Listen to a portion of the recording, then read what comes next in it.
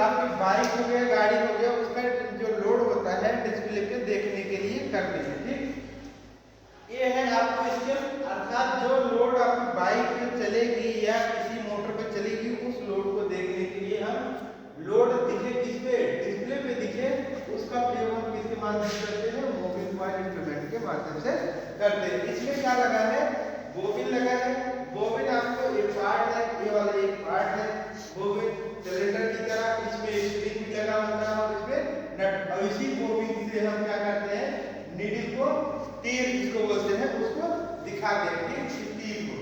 और इसमें क्या है, ये आपका बाहरी किनारा जो है ये वाला, आपको इसको पोल बोलते हैं। क्या बोलते हैं, पोल है, ये भी आपका पोल है। ठीक, पोल इसलिए है इसको एडजस्ट करने के लिए पोल का प्रयोग करते हैं।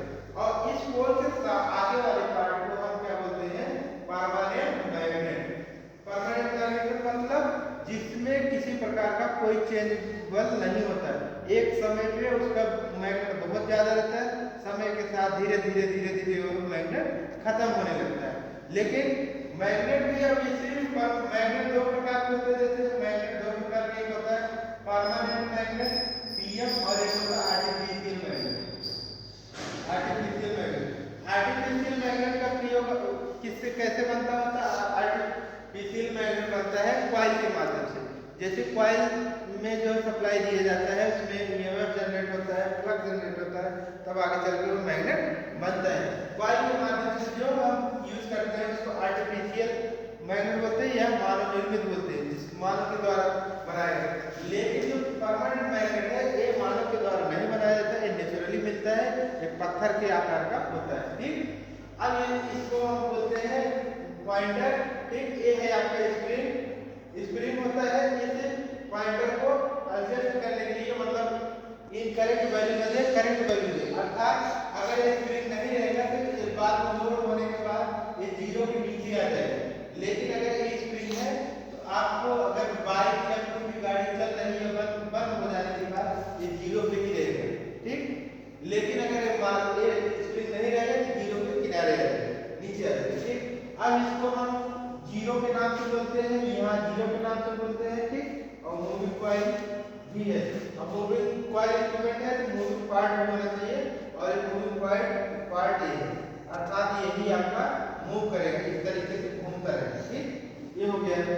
अब इसके अंदर क्या क्या लगा है, इसके अंदर लगा है एक जैवलिन का प्रयोग करते हैं। जैवलिन ये है आपका, इसी को बोलते हैं जैवलिन। ठीक, इसी को बोलते हैं, ये पार्ट जो है इस तरीके से कटा होता है, इसको बोलते हैं जैवलिन। जैवलिन लगा, उसके बाद ये स्टेम्पल लगा होता है, स्पेंडल। ठीक, स्पेंडल, और ये है आपका, ये बनता है शाफ्ट आयरन का। ठीक, शाफ्ट आयरन कोर का बना होता है बोबिन। ठीक, उसके बाद ये है adjuster, adjuster moving coil on aluminium. Aluminium इसलिए यूज किया जाता है जिसमें किसी प्रकार का कोई उसमें जंग नहीं लगता और हल्का होता है, और कीमत में यानी कॉस्ट भी उसकी कम होती है और आसानी से मार्केट में उपलब्ध है। ठीक, इस तरीके से हम इसको जो है मूविंग कॉइल इंस्ट्रूमेंट को समझते हैं। ठीक, अब मूविंग कॉइल बोबिन को चलाने के लिए हम इस तरीके से मैग्नेट का उपयोग करते हैं, अर्थात बीच में मान लीजिए बोबिन है और किनारे पे आपका एनएस है, नॉर्थ साइड और साउथ साइड, नॉर्थ पोल और साउथ साइड। इस तरीके से लगा के हम इस बोबिन को चलाते हैं। ठीक,